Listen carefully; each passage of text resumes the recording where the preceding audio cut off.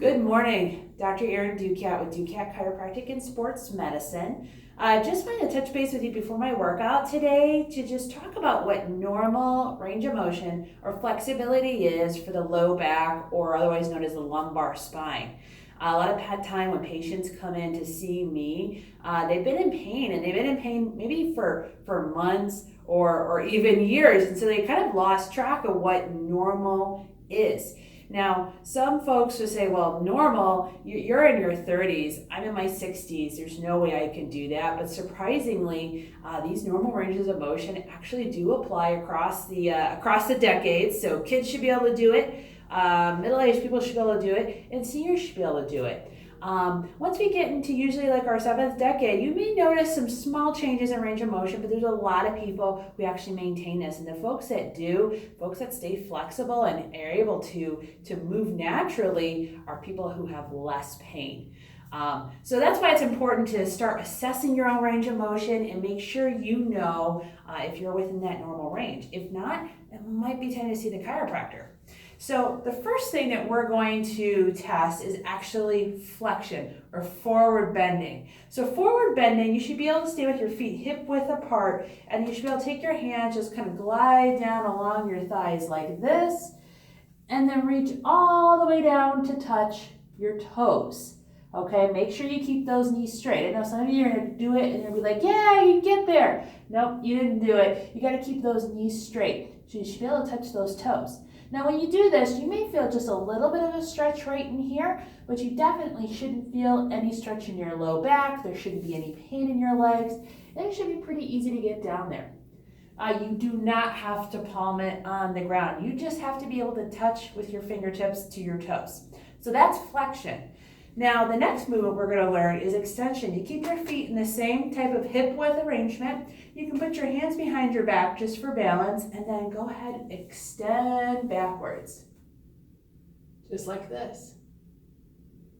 Notice how as I extended, my hips were able to come forward, because in order to extend your lumbar spine, you actually have to have some flexibility here in the hip area. So your hips should be able to come forward. You should be able to get that full backwards extension. Now this one's a little hard to gauge by yourself, so I encourage you to either set up your cell phone like I am right now, so you can watch video of yourself, see if you hit that curve that I was doing, or have someone assist you and kind of match up this video to what you're able to do. And a lot of people think, oh, that's as far as I can go, but no, really, normal range of motion is that full, nice arc going backwards. So you should almost have as much motion going back into extension as you do going forward into flexion.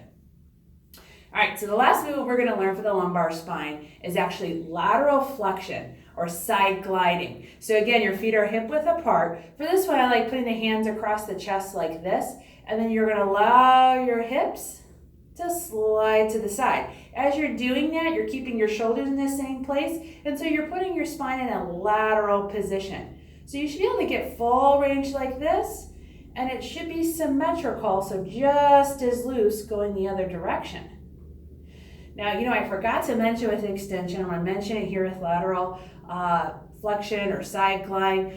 All these ranges of motion should be pain-free. If you're having pain, if you're having pulling with any of these ranges of motion, that's a sign that there's something not moving well in your low back, and that either you need to start moving more, you need to get into the chiropractor to get adjusted, or there's a muscle that needs to be attended to by your massage therapist. Something isn't moving right. And it's a great practice to actually check your low back range of motion.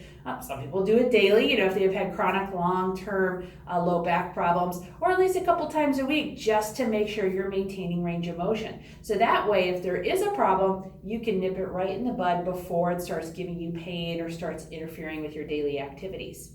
So if you have any more questions about your low back or what's normal, what's not normal, please check out my website. It's ducatchiropractic.com. And of course, if you need a chiropractor, a massage therapist, or acupuncture, we're more than happy to help.